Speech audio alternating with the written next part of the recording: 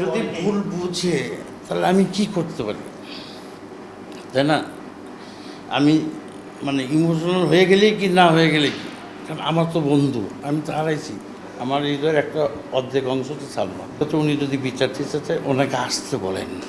বাংলাদেশে এসে TBI police আর্মিদের কাউকে লাগবে না, ওনাকে আসতে বলবেন। প্রেস ক্লাবের সামনে বসবে একদিকে, আমরা বসবে একদিকে, সাংবাদিকরা বসবে একদিকে, জনগণ বসবে একদিকে, একজন থাকবে ভিতর। এবার প্রশ্ন করেন, আমরা উত্তর দিই।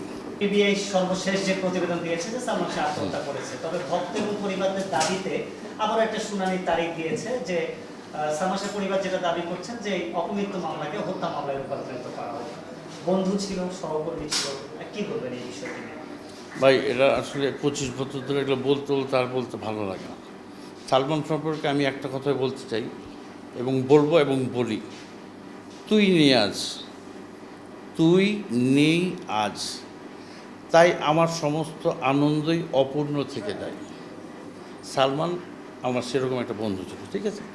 আর মানে শুনানি টুনানি যেগুলো বললেন, প্রশাসন আছে, ডিবি আছে, তবে কি ব্যুরো বললেন, হ্যাঁ পিবিআই বললেন, সিআইডি বললেন, পুলিশ বললেন, আর্মি বললেন, সবার তদন্ত করা আছে, সবার রিপোর্ট দেওয়া আছে, সবার ফলাফল দেওয়া শেষ। তারপরে আপনি হয়তো মানে প্রোটেস্ট করছেন, তাই না? তাহলে এই এরা সবাই মিথ্যা হয়ে যাবে, তাই না? আপনি প্রোটেস্ট করতেই পারেন, আপনার মনের মধ্যে ভুল ধারণা থাকতেই পারে, তাই না? ওইটা দেখার বিষয় না। আমার কথাটা বুঝছেন? একটু আমি জানতে চাই তারপর যে সালমান শাহ আপনি খুব ঘনিষ্ঠ বন্ধু অবশ্যই। ছিলেন এবং Salman he was one of the part of my heart. আমার হৃদয়ের একটা অর্ধেক অংশ তো সালমান। সেই জায়গা থেকে ভাই সালমান ভক্তরা সামাজিক মাধ্যমে আপনি তিনি অনেক নেগেটিভ কথা বলেন, হ্যাঁ, যে ডনকে ধরেন বা ডন আসামি ছিল সালমান শাহ পেছনে। আচ্ছা, আমাকে ধরেন, আমাকে ধরেন, তাকে ধরতেছে না কেন? আর পৃথিবীর কোথাও কেউ যদি কাউকে খুন করে কোনো দিন থাকবে না, পালা থাকবে, এটাই স্বাভাবিক। তাহলে আমরা পালাচ্ছি না কেন? আমার একটাই অনুরোধ, শেষ অনুরোধ, আপনার এই 71 টিভির মাধ্যমে বলে দিচ্ছি, আজকের লাস্ট।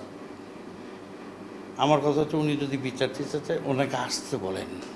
বাংলাদেশে এসে টিবিআই পুলিশ আর্মিদের কাউকে লাগবে না, ওনাকে আসতে বলবেন। প্রেস ক্লাবের সামনে বসবে একদিকে, আমরা বসবে একদিকে, সাংবাদিকরা বসবে একদিকে, জনগণ বসবে একদিকে, একজন থাকবে ভিতর। এবার প্রশ্ন করেন, আমরা উত্তর দিই।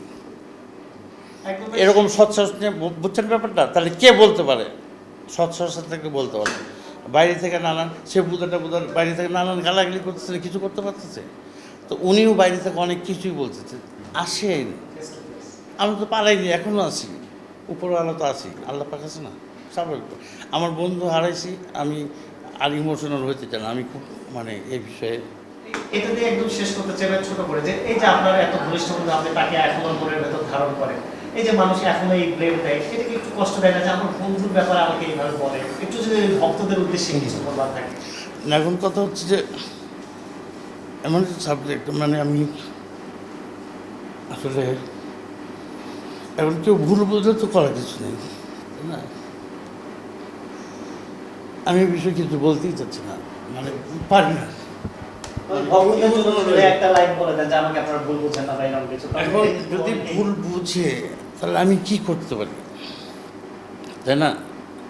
আমি মানে ইমোশনাল হয়ে গেলেই কি না হয়ে গেলে কি, কারণ আমার তো বন্ধু, আমি তো হারাইছি। বন্ধু হারাইছি মানে আমিও হারিয়ে গেছি, স্বাভাবিক ব্যাপার, তাই না?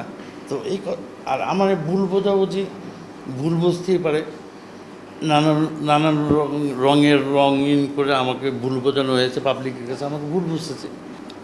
আমরাও জানি জানতে পারি, আমরাও জানি বুঝতে পারি আমার দোস্তকে আমি কেমনে হারালাম, তাই না?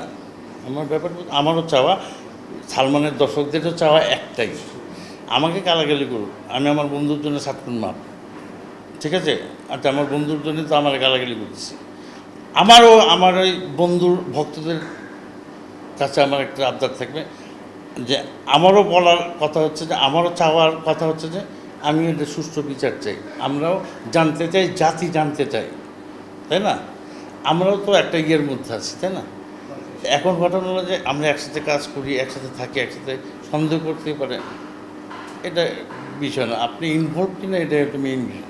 সালমান ভক্তদের মতো আমিও চাই যে সালমানের মৃত্যুর রহস্যটা উদ্ঘাটন হোক, আমরাও জানি, আমরাও জানতে চাই।